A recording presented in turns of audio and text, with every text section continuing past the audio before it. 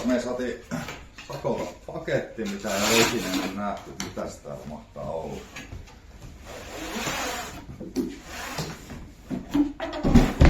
Tämä vaikuttaa kivääriltä. Katsotaan oikein mitä täältä löytyy. Ei herra jumala, tää on Sako 100. Äkkiä avataan.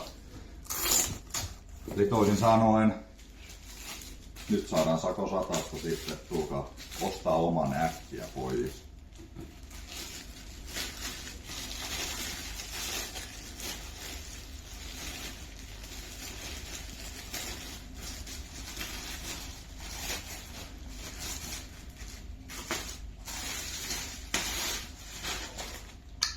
Aika hieno karbonitukilla.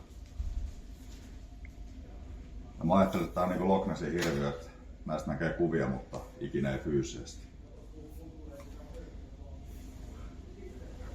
Tosi hieno.